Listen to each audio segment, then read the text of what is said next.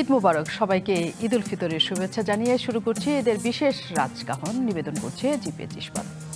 আজ আমাদের সাথে এমন তিনজন মানুষ আছেন যারা ভিন্ন পেশার পেশাজীবী, যারা স্ব পেশার রাজনীতির সাথে জড়িত থাকলেও এবারই প্রথমবারের মতো নামেন জাতীয় রাজনীতিতে, নির্বাচনে। এমনই একজন হলেন ঢাকা বিশ্ববিদ্যালয়ের সাবেক ইউজিসি অধ্যাপক, বীর মুক্তিযোদ্ধা অধ্যাপক ডক্টর আনোয়ার হোসেন। শিক্ষা এবং গবেষণায় বিশেষ খ্যাতি অর্জন করা অনুপ্রাণ বিজ্ঞানী এই অধ্যাপক নেত্রকোনা 5 আসন থেকে এবারের নির্বাচনে প্রতিদ্বন্দ্বিতা করেছিলেন। আমাদের সাথে আছেন আরেকজন পেশাজীবী, ইকোনমিক টাইমসের সম্পাদক শওকত মাহমুদ।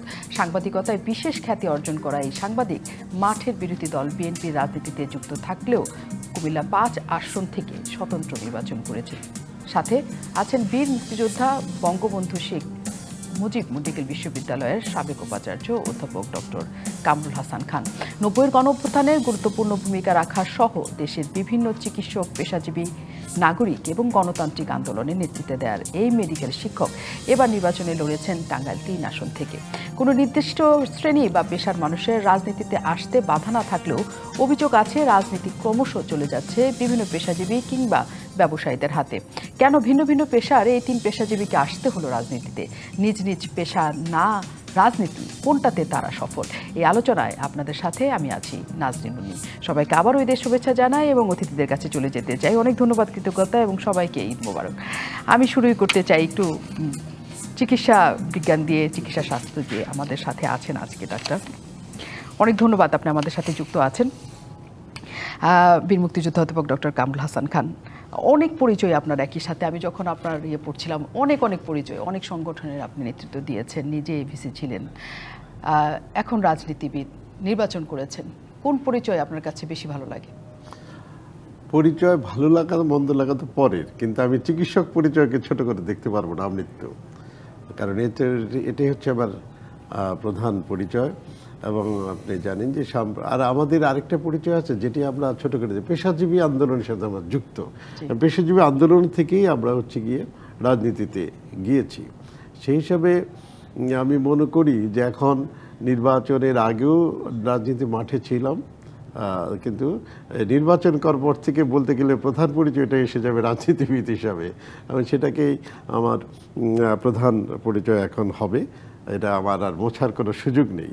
তো এখানে আপনার যে একটা আপনি কথা বলেছেন, সেই কথাটা আমি একটু বলতে চাই। সেটি হলো যে আসলে রাজনীতি কিন্তু পেশাজীবীদের জন্যই। আপনি যদি ব্রিটিশ ভারতের কথা চিন্তা করেন বা আমাদের পাকিস্তানের রাজনীতি দেখবেন, সেখানে প্রধানত আইনজীবীরা ছিল রাজনৈতিক নেতা, এবং সেখানে যত বেশি পেশাজীবী যাবে সংসদে, তত বেশি সংসদ মানে কার্যকর হবে। কারণ হচ্ছে সংসদের মূল কাজটি হলো যখন সংসদীয় কমিটি আছে স্পেশালাইজড, শিক্ষা, স্বাস্থ্য, আইন, সেখানে তো স্পেশালিস্ট লাগবে। সেখানে সাধারণ রাজনীতিবিদ, কোনো রাজনীতিবিদকেই ছোট করে দেখার কোনো সুযোগ নাই, সে যেখান থেকে আসুক। কিন্তু রাজনীতিবিদ হতে হবে তাকে, সে পেশাজীবীর পক্ষ থেকে আসুক আর বিভিন্ন ক্ষেত্র থেকে আসুক। কিন্তু আজকে দুর্ভাগ্য যে রাজনীতির ওই জায়গাটায় আপনার বেশিরভাগ ব্যবসায়ী, এবারও নাকি 82% লোক ব্যবসায়ী, এরা কিন্তু দেশকে খুব একটা কন্ট্রিবিউট করতে পারে না। এটা হয়তো অনেকে আমার উপরে ক্ষুব্ধ হতে পারে, কিন্তু আমি এটা বলবো, কারণ আমি মুক্তিযোদ্ধা, দেশের জন্য আমার দরদ আছে। আসলে আমার পার্লামেন্টকে কার্যকর করতে হবে। কিন্তু বলা হয়ে থাকে সবকিছুর মূলে যে অর্থ, সেই অর্থ এই ব্যবসায়ীদের কাছ থেকে আসে। না, অর্থ আসলে যখন রাজনীতি সঠিক ছিল তখন কিন্তু অর্থ নির্ভর ছিল না। রাজনীতি যখনই অর্থ নির্ভর হয়েছে তখনই রাজনীতির আপনার এই ধরনের মানে ক্ষতি হয়েছে। এটা আমি বলবো ক্ষতি হয়েছে। আজকে ধরেন যে সেই আপনারা তো দেখেন না, আমরা 60 দশক দেখেছি, আমি ব্রিটিশ দেখিনি, কিন্তু 60 দশকে প্রতিটি নেতা তার অর্থ দিয়ে কোনো রাজনীতি করতো না, বা অর্থ নিয়ে তাকে নির্বাচনও করতে হতো না। জনগণের ভালোবাসা, জনগণের সমর্থন, তার ভূমিকা, তার যে সমাজের জন্য রাজনীতিবিদদের প্রধান ভূমিকাটা থাকে সমাজের সাথে থাকা, মানুষের সাথে থাকা, মানুষের পাশে থাকা। যেই কাজটা হচ্ছে, আরেকটি কথা বলি আমি, যে বাংলাদেশের রাজনীতিবিদরা পৃথিবীর কোনো দেশে এমন নয় যে এরা যতই আপনি সমালোচনা করেন রাজনীতিবিদদের বিষয়ে, এই বাংলাদেশের রাজনীতিবিদরা হচ্ছে বিশ্বের মধ্যে অন্যতম রাজনীতিবিদ যারা জনগণের কাছে মানে অ্যাকাউন্টেবল। জবাবদিহি, এত জবাবদিহিতে কোনো দেশের আছে কিনা? কারণ তার জনগণের ব্যক্তিগত সমস্যা, তার পারিবারিক সমস্যা, আর্থিক সমস্ত কিছু তাদের শুনতে হয়, কতটা পারে না পারে, এবং জনগণের পাশে কিন্তু থাকতেই হয়।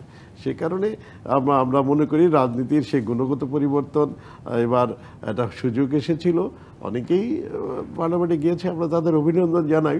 কিন্তু আপনি যতক্ষণ পর্যন্ত আমি যেটা আবার বলছি যে আমাদের দেখা সেই ছোটবেলার যে আইনজীবীরাই প্রধানত পার্লামেন্টে ছিল, কারণ এটা তো একটা সংসদের সদস্যের ল মেকার। ল মেকিং করতে হলে তার তো অভিজ্ঞতা, জ্ঞান থাকতে হবে। আমি আনছি সংসদীয় কমিটি আছে, শাস্তি বিষয়, সেখানে আমি যে কন্ট্রিবিউশন করতে পারবো, আর একজন সাধারণ মানুষ তো পারবে না। পৃথিবী চলছে এখন স্পেশালিস্টদের মাধ্যমে। নিশ্চয়ই, কিন্তু এই অবদান আপনার যে জায়গাটাতে আছে, আপনি বলছেন রাজনীতিতে কন্ট্রিবিউশন করলে সেটা অনেক বেশি ব্যাপ্তি হবে, কিন্তু আবার অনেকে মনে করে থাকে আপনি যে উচ্চতার একজন ডাক্তার এবং যে উচ্চতার একজন ওই পেশার মানুষ, আপনি পুরো স্বাস্থ্য খাতটাকেই চাইলে পরিবর্তন করে ফেলতে পারতেন। আমি আপনার কাছে আসবো নিশ্চয়ই এটার উত্তর জানতে। আমি একটু যেতে চাই, আমাদের সাথে শওকত মাহমুদ আছেন, তিনি সম্পাদক ইকোনমিক টাইমস এবং সাবেক সভাপতি জাতীয় প্রেস ক্লাব। অনেক ধন্যবাদ। ঈদ মুবারক শওকত ভাই, আপনি আমাদের সাথে যুক্ত আছেন। সাংবাদিকের বাইরে আপনি রাজনীতিবিদ হিসাবে ভীষণভাবে পরিচিত হয়ে গেছিলেন সবার কাছে। অনেকে হয়তো বা মানে আপনার রাজনীতিবিদ পরিচয়টাই সবার আগে দেখে এখনো বেশিরভাগ মানুষই। আপনার কি মনে হয় সাংবাদিকরা নাকি ওয়ান্স আ সাংবাদিক অলওয়েজ আ সাংবাদিক, এরকম একটা কথা আছে, কোনটা ভালো লাগে আপনার? না, সাংবাদিকতার মতো একটা স্বাধীন পেশায় থাকতে পারা জি, এবং একটা মুক্ত বুদ্ধির চর্চায় থাকতে পারা, এটা আমি মনে করি একটা বিশাল ব্যাপার। এটা সব পেশাজীবীদের প্রফেশনে এটা হয় না অনেক সময়। আর সাংবাদিক রাজনীতিক এই দুটোর একটা বিভাজন করার চেষ্টা চলে, অথচ আমাদের দেশে এই উপমহাদেশে যখন এই ব্রিটিশদের বিরুদ্ধে আন্দোলন গড়ে ওঠে, তখন এই সাংবাদিক লেখকরাই তো মূলত আন্দোলনের নেতৃত্ব দিয়েছে।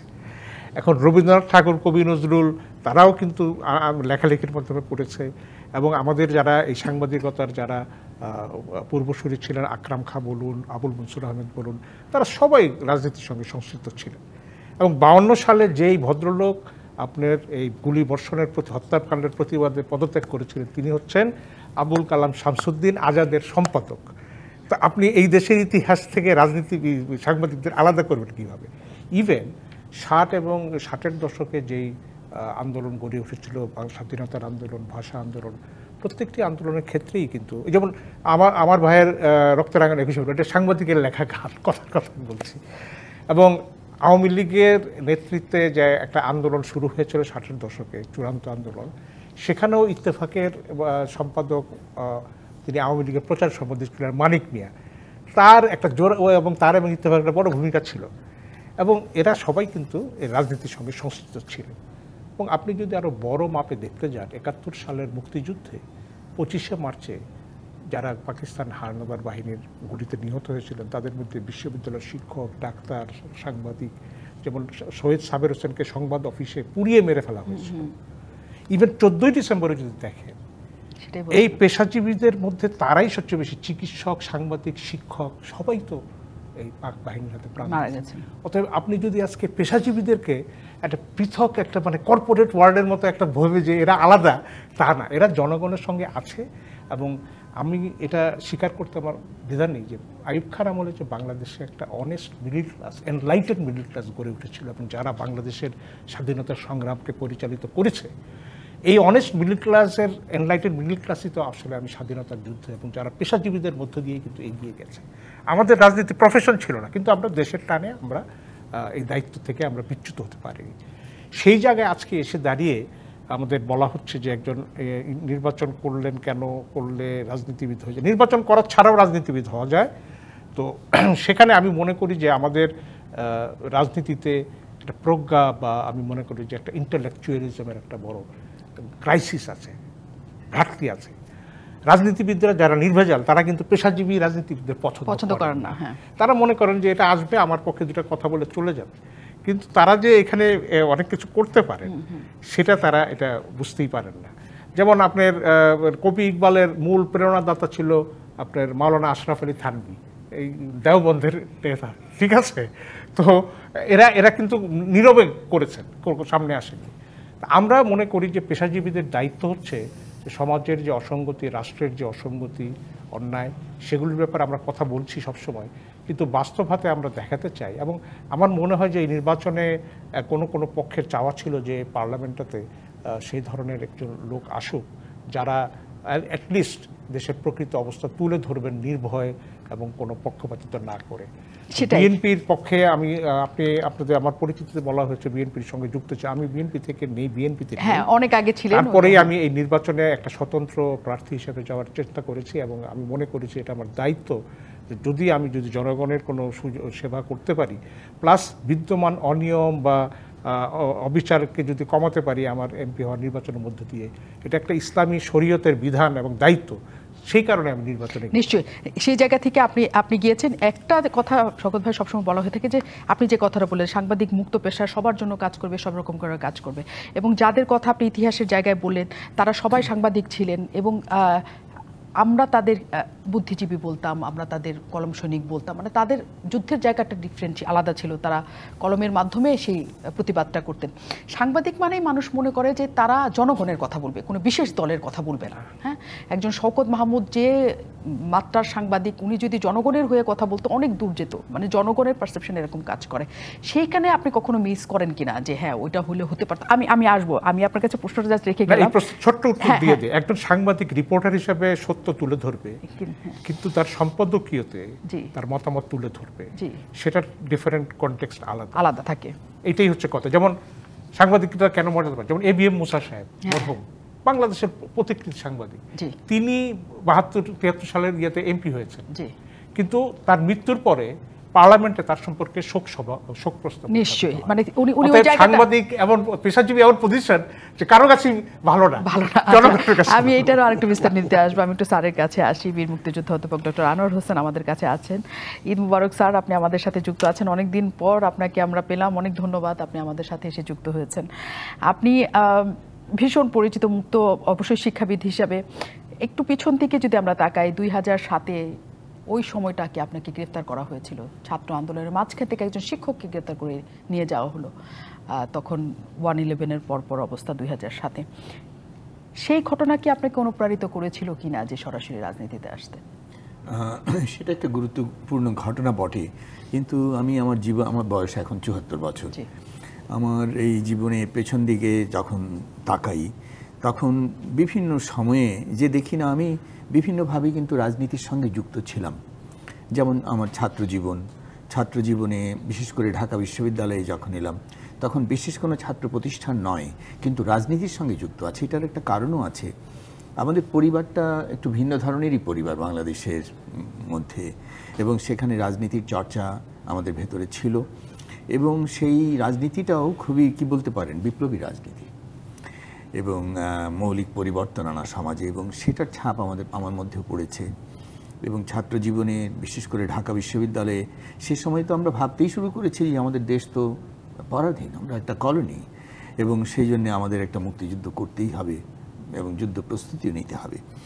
তো সেটা তো গেল একটা পর্যায়ে। আমি 22 বছর বয়সে মুক্তিযুদ্ধে এলাম। 11 নম্বর সেক্টরে আমার ভাই কর্নেল আবু তাহের, তিনি সেক্টর কমান্ডার, পরবর্তীতে বীর উত্তম, তার একটা পা ছিল যুদ্ধে, উড়ে গিয়েছিল। আমি তার স্টাফ অফিসার হলাম হেডকোয়ার্টারে, এবং তারপরে আবার ফিরে এলাম লেখাপড়ায়, ঢাকা বিশ্ববিদ্যালয়ের শিক্ষক হলাম। গবেষণা, আমার জীবনে কিন্তু গবেষণা একটা গুরুত্বপূর্ণ দিক আমার, এবং আমাদের বাংলাদেশের যেটাকে বলে প্রাণবিজ্ঞান, সেই প্রাণবিজ্ঞান গবেষণায় আমার মোটামুটি ভালোই খ্যাতি আছে। কিন্তু রাজনীতি বিচ্যুত কখনো হয়নি। আপনি একটা কথা বলেছেন যে বিভিন্ন সময়ে যারা বিভিন্ন পেশায় আছেন তারাও রাজনীতির সঙ্গে বিভিন্নভাবে যুক্ত ছিলেন, আমিও ছিলাম। এবং ঢাকা বিশ্ববিদ্যালয়ের ছাত্র, আমাদের যে শিক্ষক সমিতি, তার সম্পাদক হয়েছি পরপর 2 বছর, তারপরে 2বার সভাপতি।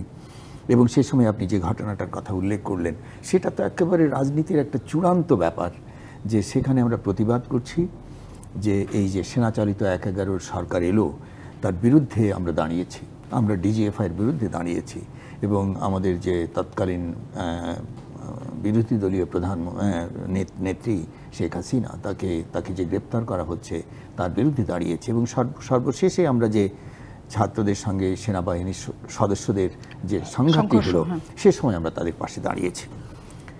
এবং কিন্তু একটা কথা বলিনি, সুতরাং আমি রাজনীতির ভেতরেই আছি, রাজনীতির বাইরে আসলে কেউ নেই। পেশাজীবী বলুন, সাধারণ মানুষ বলুন, সবার ভেতরেই সবাই রাজনীতির মধ্যে আছে। আর রাজনীতি হচ্ছে বিভিন্ন পরিবর্তনের একেবারে নিয়ামক শক্তি। তো কিন্তু যেটা বলা হয়, ধারণা করা হয় যে সমাজে এমন কিছু মানুষ থাকবেন যারা হবেন জাতির বিবেক, যেমন একসময় আমরা হয়ে উঠেছিলাম। একজন সাংবাদিক, তিনি সবসময় মানুষের কথা বলবেন, একজন সেবা দেবেন, তারা কিন্তু রাজনীতিতে আসবেন, এই ধরনের একটা কথা আছে বটে। কিন্তু একটু গভীরে দেখলেই দেখব সবাই রাজনীতির ভেতরে আছেন, রাজনীতির ভেতরে। এবং আমি দেখেন, আমি একটা জাতীয় সমাজতান্ত্রিক দল, সেই দলটি যখন হয় তার সঙ্গে আমি যুক্ত ছিলাম, এবং আমি অবসরে যখন যাই তারপরে আবার একটা ঘোষণা দিয়েই যে জাসদে যোগদান প্রসঙ্গে আমার কৈফিয়ত, সেই কথাও লিখেছি, তাদের স্ট্যান্ডিং কমিটিতে ছিলাম। কিন্তু যেটা এই যে নির্বাচনটা যে হয়ে গেল আমার এই ৭৪ বছর বয়সে, এটা তো ছিল একটা বিশাল সিদ্ধান্তের ব্যাপার।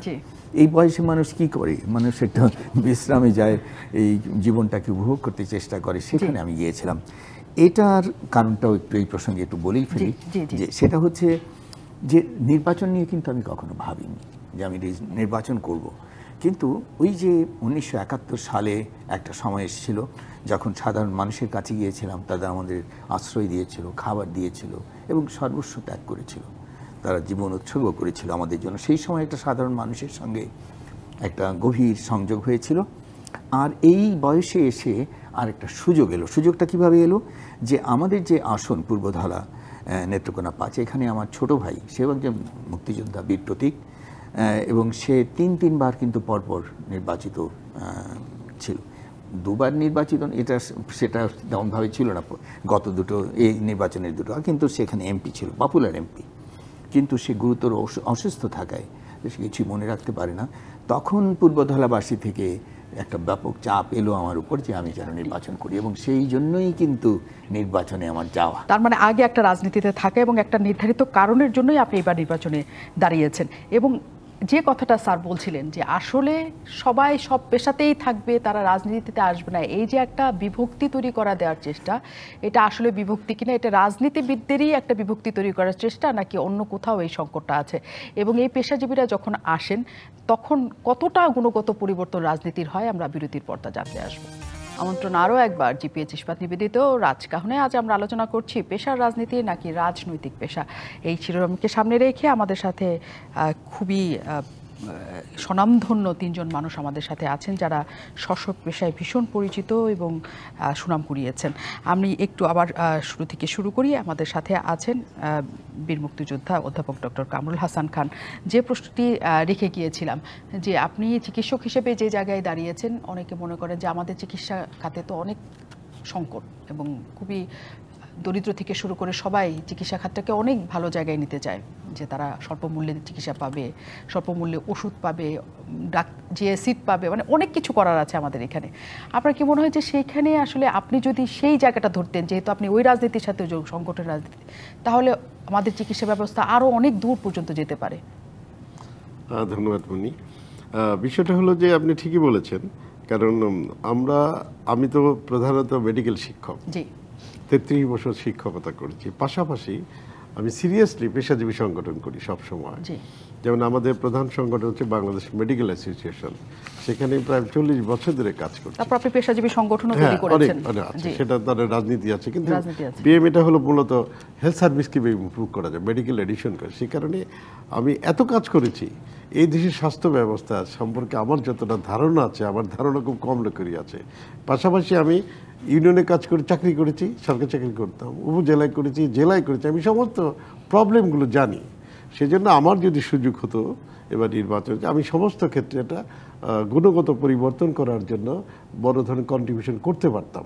কারণ এখন ধরেন যে বিদেশেও, ধরেন আমি বঙ্গবন্ধু মেডিকেল ভাইস চ্যান্সেলর ছিলাম, বা তার আগেও দেশে বিদেশে আবার ইন্টারাকশন করার সমস্যাটা কোথায়, কীভাবে সমাজ, সেই জিনিসগুলো আমরা একটা লোক চেয়ারে না বসলে কিন্তু কাজটা করার সুযোগ হয় না, সেই সুযোগটা দেওয়া হয় না। সে কারণে আমার মনে হয় যে এই সুযোগটা আমি নিতেও চেয়েছি, কারণ এত কিছু কাজ করেছি। এবার সুযোগ হচ্ছে বয়স সেইভাবে এসে যে এবার আমাদের দেশকে আরও বেশি কন্ট্রিবিউশন করার দরকার। কারণ এখানে মনি আপনি অনেক কথাই বলেছেন, তার মধ্যে আমি আর একটা কথা বলি যে দেশ সমাজের সাথে কোনো মানুষও বিচ্ছিন্ন না, এবং রাজনীতিকে বাদ দিয়ে কোনো মানুষের নিঃশ্বাস হয় না। হ্যাঁ, আমাদের প্রতিটি নিঃশ্বাস নিয়ন্ত্রণ করা রাজনীতি, সেই রাজনীতিতে সকল ধরনের মানুষের যুক্ত থাকার দরকার। এখন ধরেন যে আমাদের চিকিৎসকদের কথা বলছেন, আপনার জার্মানের চ্যান্সেলর ছিল যিনি, তিনি তো ডাক্তার, পৃথিবীতে প্রথম তিনি কার্ডিয়াক ট্রান্সপ্ল্যান্ট করেছেন। তারপরে বিধান রায় মুখ্যমন্ত্রী ছিলেন। আর বিশ্বের সবচেয়ে জনপ্রিয় ব্যক্তি চে গুয়েভারা, তিনি একজন চিকিৎসক। হ্যাঁ, সুতরাং এইখানে পেশাটা বড় বিষয় নয়, পেশাটাকে ব্যবহার করা। একদিকে আমার পেশায় যেন মেডিকেল শিক্ষক, আপনি চেক করেন আমি শিক্ষকতা ফাঁকি দিয়েছি বা ক্লাস জানি, সেই কারণে বি চৌধুরী সাহেব এবং ইয়াজউদ্দিন সাহেব তারা বাংলাদেশের প্রেসিডেন্ট হয়েছেন, তারা তো পেশাজীবী ছিলেন। সো দ্যাট এইটা পেশা আরেকটা জিনিস। মানে এই বিভক্তিটা কি মনে হয় কারা তৈরি করার চেষ্টা করে? রাজনীতিবিদরা? আপনি বলছেন রাজনীতিবিদরা পেশাজীবী। এইখানে একটা জিনিস কনফ্লিক্ট আছে, আমি আপনাকে বলি, এটা সবার জানে অনেকে, যে একটা আইন আছে নির্বাচন করতে গেলে আপনার সরকারি চাকরি থেকে 3 বছর অবসরের 3 বছর পর সে নির্বাচনে যেতে, এই দরকার ছিল না। এটা এতে কি লাভ হয়েছে? এখানে ধরেন যে পেশাজীবী হলেই সে নির্বাচনে যেতে পারবে তা কিন্তু নয়, তাকে দলের সমর্থন লাগবে, জনগণের সমর্থন, তারপরে সে যাবে। সে কারণে আমরা মনে করি যে ধরেন যে বিভিন্ন সেক্টর থেকে, এটা পরিষ্কার, বিভিন্ন সেক্টর থেকে যদি আপনার সংসদে আপনার জনগণ আসে, সেটাকে ধরেন ইন্ডিয়াতে কি আছে, ইন্ডিয়াতে কিন্তু আপনার পার্লামেন্টে বিশেষ সুযোগ, যেন শচীন টেন্ডুলকর অভিনেতা সরাসরি এন্ট্রিটা থাকলে আপনি মনে করেন যে সেটা আরো বেশি কার্যকর জায়গায় কন্ট্রিবিউট করা যায়। একদম। আমি একটু শওকত মাহমুদ কাছে যেতে চাই। শওকত মাহমুদ একদম স্পষ্ট করেছেন যে রাজনীতির সাথে সমস্ত কিছুই, স্যারও একসাথে বলেছেন যে এটা তো থাকতেই হবে এবং সাংবাদিকতা আর রাজনীতিকে আলাদা করার কিছু নাই। রাজনীতির মাঠে আপনি দীর্ঘদিন ধরে কিন্তু নির্বাচনে দাঁড়িয়েছেন। এবার নির্বাচনের মাঠে যে মানে কি মনে হয়েছে, রাজনীতিটা কি সত্য নাকি ওইখানে অন্য রাজনীতি কাজ করে? এখানে নির্বাচনের মাঠে যেটা হয়েছে সেটা হচ্ছে যে আমরা যে নির্বাচনে অংশ নিয়েছি, এই নির্বাচনের ফলাফলটা এটা প্রি ডিসাইডেড ছিল। যে সরকারকে গঠন করবে এটা নিয়ে কোনো অনিশ্চয়তা নেই। হ্যাঁ, একদম, এটা ঠিক আছে। এখন বিরোধী পক্ষে কারা নির্বাচিত হতে পারে এটা দেখার একটা বিষয় ছিল। এখন নির্বাচনে যাওয়ার পর যে অভিজ্ঞতাটা হয়েছে, আমরা গত 2014 বা 2018-তে যে ধরনের নির্বাচন হয়েছে, রাতে ভোট দেওয়া বা বিনা প্রতিদ্বন্দ্বিতা ঘোষণা করে দেওয়া, এই 2024 সেটা হয়নি। যেহেতু বিদেশিদের, পশ্চিমাদের চাপ ছিল, বিরোধী দল বর্জিত, অতএব আওয়ামী লীগকে একটা সুষ্ঠু নির্বাচন দেখানোর ব্যাপার ছিল এবং তারা চেয়েছে যে এটা বিভিন্ন প্রার্থীর সংখ্যা বাড়িয়ে এই নির্বাচনের প্রতিদ্বন্দ্বিতা দেখানো। সেই জায়গায় প্রশাসনকে তারা হয়তো একটা সার্টেন লেভেল পর্যন্ত বলেছে যে আমরা অমুক অমুককে চাই, কিন্তু বাকিদের ব্যাপারে হয়তো বলেনি। যেমন আওয়ামী লীগের নৌকার প্রার্থীর পক্ষে হয়তো বলেনি, অথবা সেখানের যে রিটার্নিং অফিসার আছে, যেখানে পুলিশের এসপি আছে, তারা এখন নির্বাচনের মূল নিয়ামক শক্তি হয়ে গেছে। তারা এবং কালো টাকা, যিনি টাকা খরচ করতে পেরেছেন তিনি নির্বাচনে এই জয়ী হয়েছেন। এবং টাকার যে কি খরচ, যেহেতু গত 2 নির্বাচনে সরকার প্রতিটি নির্বাচন কর্মীদের কে টাকা দিয়েছিল যারা প্রশাসনের, এবার তো সরকার টাকা দেয়নি, অতএব সেই জায়গাটা পূরণ করেছে এই যে মাঠ পর্যায়ে এরা। তো সেই কারণে নির্বাচনে আমি মনে করি একদিকে মানুষ যেমন যায়নি, কারণ একটা হচ্ছে যে বিরোধী দলের আহ্বান ছিল, দ্বিতীয়ত ছিল যে নির্বাচনের ফলাফল এটা মীমাংসিত ফলাফল, সেই কারণে অনেকে যায়নি। তো আর আরেকটা হচ্ছে যে যারা গেছে, দায়িত্ব নিয়ে গেছে, তাদের বিরুদ্ধে একটা প্রচারণা ছিল যে তাদেরকে একটা মানে শত্রু হিসাবে চিহ্নিত করার একটা প্রয়াস ছিল বিএনপির পক্ষ থেকে। সেসব কারণে এরকম হয়েছে। কিন্তু আমার কাছে মনে হয়েছে মানুষের খুব আগ্রহ ছিল নির্বাচন, বিকজ আমি একটা জিনিস মনে করি, যেমন গণ অভ্যুত্থানের 2টো পর্ব থাকে। 69-এর গণ অভ্যুত্থানের পর্ব ছিল প্রথমে রাস্তায় নেমে প্রতিবাদ করে আইয়ুব খানকে ক্ষমতাচ্যুত করা। গণ অভ্যুত্থানের সেকেন্ড পার্ট ছিল এই মানুষকে যদি আপনি 70-এর নির্বাচনে ভোট দেওয়ার সুযোগ না দিতেন, তাহলে কিন্তু 70-এর নির্বাচন আমাদের স্বাধীনতা আনত না। একইভাবে 90-এর যে গণ অভ্যুত্থান, সেই গণ অভ্যুত্থানে মানুষ এরশাদের পতন ঘটিয়েছে, কিন্তু যেই শক্তিকে মানুষ চেয়েছে ভোটের মাধ্যমে আনার, মানুষকে ভোট দেওয়ার সুযোগ দেওয়া হতো, সেই সুযোগটি দেওয়া হয়েছিল। কিন্তু এবার গণ অভ্যুত্থানও করতে পারে নাই, অর্ধেক করে শেষ করে ফেলেছে। আর মানুষকে যদি ভোট দেওয়ার সুযোগ দেওয়া হতো, আমি তো মনে করি মানুষ তার প্রতিবাদের অংশ হিসাবে এই ভোটটা দেওয়ার চেষ্টা করত। সরকারের পক্ষে এইসব ভোট মানুষকে ঠেকানো কোনো সম্ভব ছিল না এবং সবারই বিএনপি এটা ইচ্ছাকৃত করেছে না কারণে ভুল করেছে জানি না, মানুষের একটা গণ অভ্যুত্থান এবং ভালো একটা নির্বাচনের এবং সকলের দৃষ্টি ছিল এবার আর অন্য কিছু করার সুযোগ খুবই কম ছিল। বিএনপি এবার আসলে মানুষের আসলেও জনগণের সেখানে ভোট দেওয়ার জায়গাটা অনেক বেশি প্রসারিত হতো, সেটা সবাই মনে করেন। অনেক ধন্যবাদ শওকত ভাই, এবং আমরা স্যারের কাছে একটু আসতে চাই। স্যার নির্বাচনে ছিলেন একই সময়ে, এবং আপনি রাজনৈতিকভাবে যতটা শক্ত অবস্থান থেকে সেই জায়গায় নির্বাচনে ছিলেন, মানে কি মনে হয়েছে যে রাজনীতিবিদরা মাঠে কোনো এমন কিছু করে যে যারা আসলে আমরা সুশীল বলি বা যারা এরকম অন্য পেশার মানুষজনকে বলি, বুদ্ধিজীবী বলি, তাদেরকে ঠিক তারাই দাঁড়াতে দেয় না, নাকি সিনটা আসলে অন্য কোথাও ভিন্ন হয়ে যায়? দেখুন, এটা নিয়ে আমি নির্বাচনে যাওয়ার আগে অনেক ভেবেছি, আর নির্বাচনে যে সিদ্ধান্ত নিলাম এটাও বোঝার জন্যে যে আমরা বাংলাদেশ স্বাধীন হওয়ার পরে অর্ধ শতাব্দীর বেশি হয়ে গেল, এখনও পর্যন্ত একটা স্বচ্ছ গ্রহণযোগ্য নির্বাচন যেখানে সবাই অংশগ্রহণ করতে পারে, বিশেষ করে আমজনতা, সেই ধরনের একটা নির্বাচন কেন করতে পারছি না? বিশেষ করে যেখানে মুক্তিযুদ্ধের পক্ষের একটা শক্তি বঙ্গবন্ধু কন্যা শেখ হাসিনা, তিনি ক্ষমতায় আছেন পরপর 3 বার, এখনও পর্যন্ত সেটা হলো না কেন? এবং সেটা বোঝার জন্যও কিন্তু এটাও একটা বড় কারণ ছিল যে নির্বাচনের সাথে যাওয়া দরকার, ঢোকা দরকার। এবং সেখানে গিয়ে আমার যে উপলব্ধিগুলো হলো সেটা হলো যে বাংলাদেশে অবশ্যই কোনো না কোনো সময় মুক্তিযুদ্ধের বাংলাদেশে, এটা আমি আজকে ডিবিসিতে বলে যাচ্ছি আপনাদের রাজকাহন অনুষ্ঠানে, কোনো না কোনো সময় বাংলাদেশে, এই মুক্তিযুদ্ধের বাংলাদেশে একটা স্বচ্ছ গ্রহণযোগ্য নির্বাচন হবে। এখন প্রশ্ন, তার মানে ও হয় নাই।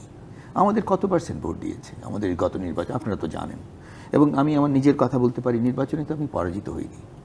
নির্বাচনে আমি যাদের উপর ভরসা করেছি আমজনতা, তারা তো নির্বাচন কেন্দ্রেই যেতে পারেনি, এবং সেখানে সেই ব্যবস্থা করা হয়েছে, এবং সেখানে ব্যবস্থা করা হয়েছে নানাভাবে, সেই খবরগুলো আপনারা জানেন, আমাদের এলাকাবাসী তো জানে। তারা ধরেই নিয়েছে এটা তো হবে না, এখানে ঠিক করে ফেলা হয়েছে যে নৌকা জিতবে, এখানে ওই স্বতন্ত্র জিতবে না। এখন কিন্তু আমি দেখেছি, এবং এখানে কারা কারা আছে, প্রশাসন সম্পূর্ণভাবে যুক্ত, সরকার যে ইশারা ইঙ্গিত তারা সেভাবে করবে। আমার এখানে আর্মি গিয়েছিল, আমি যখন দেখলাম যে আর্মির কনভয়গুলো আছে, আমি সেখানে ডিসিকে ফোন করলাম, আমি বললাম যে খুবই ভালো, আমি যে আর্মির কনভয় দেখছি, এবং ডিসি কিন্তু আমাকে জানালেন যে হ্যাঁ স্যার, তাদেরকে ডিপ্লয় করবো যেখানে। এবং সেখানে আমি বললাম যে আমার যে প্রতিপক্ষ আছেন তার এখানে তো আমার এজেন্টও দেওয়ারও কোনো সুযোগ নাই। তো বললেন যে সেখানে সেনাবাহিনী চলে যাবে, সেনাবাহিনী সেখানে যায়নি। এবং পরে তিনি আমাকে বলেছেন যে কিছুই করার ছিল না, সেনাবাহিনীকে বলা হয়েছে তারা একটা নির্দিষ্ট জায়গায় থাকবে, এবং কোনো যদি বিশেষ হয়তো বিএনপি যদি কোনো বানচাল করতে চায়, এই ধরনের।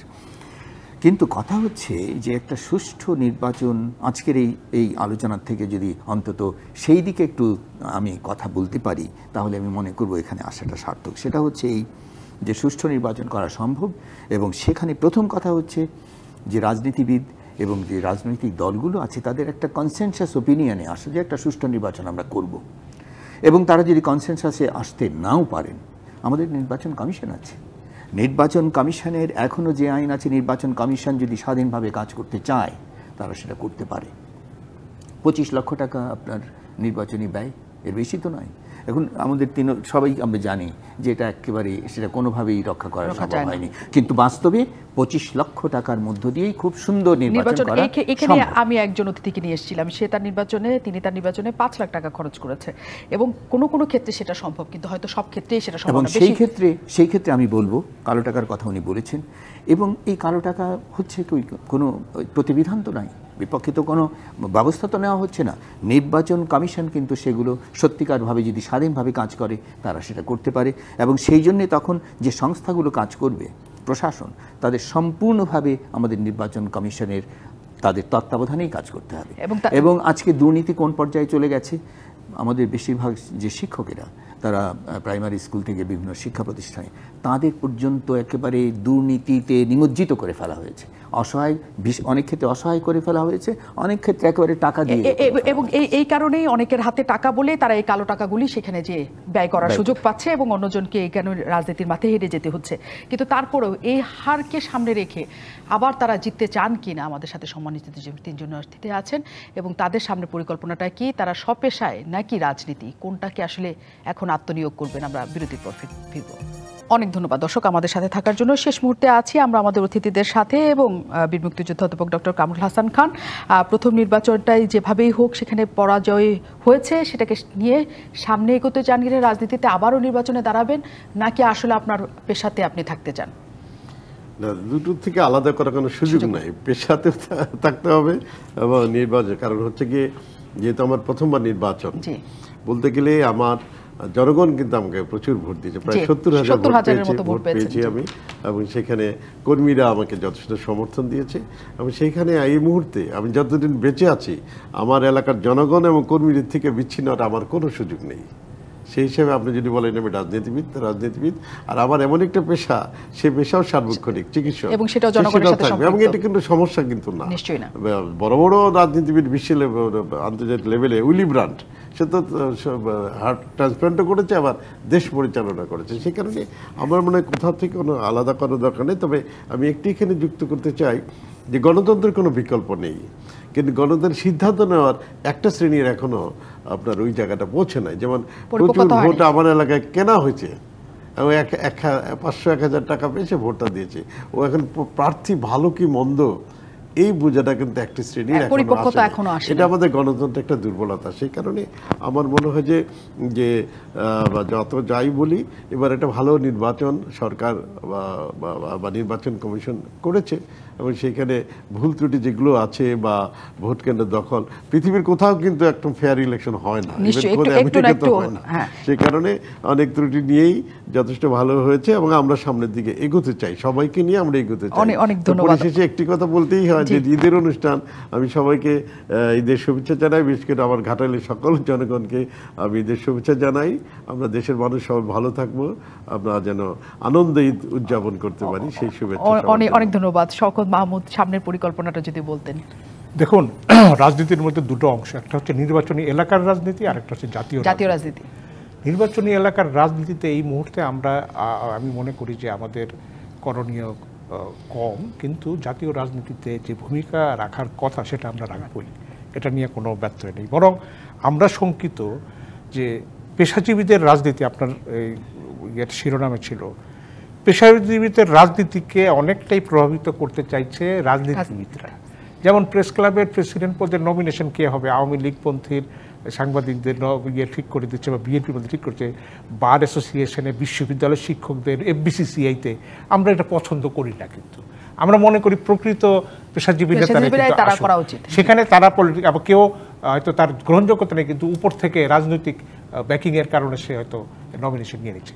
এগুলোর একটা অবসান হওয়া উচিত, এবং পেশাজীবীদের কথা যেন রাজনীতিবিদরা শোনেন মন দিয়ে এবং অনুধাবন করার চেষ্টা করেন। আমি মনে করি যে এটা জাতির এটা মঙ্গলই হবে, এতে কল্যাণের কোনো ঘাটতি হবে না। তো সেই জায়গায় শুধুমাত্র সব রাজনৈতিক দল এক হয়ে গেলে জাতীয় ঐক্য হয়ে গেল, আমি এটা মনে করি। কারণ জাতীয় ঐক্যের জন্য যে উপাদানগুলো আপনার রয়েছে, আমাদের সঙ্গে তো জাতীয় ঐক্য হয়নি। আপনি দেখেন, এরশাদ বিরোধী আন্দোলন কিন্তু মূলত করেছে পেশাজীবীরা। এই অ্যাডভোকেট শামসুল হক চৌধুরীর নেতৃত্বে কামরুল ভাই ছিলেন, আমি প্রেস ক্লাবের জয়েন্ট সেক্রেটারি, আমি ডাক্তার মিলন জীবন দিল। তো সব কিছুর মধ্যে আছি, কিন্তু আমাদেরকে তাদের প্রয়োজনে দূরে ঝরে যেতে হবে, তাদের প্রয়োজনে কাছে আসতে হবে।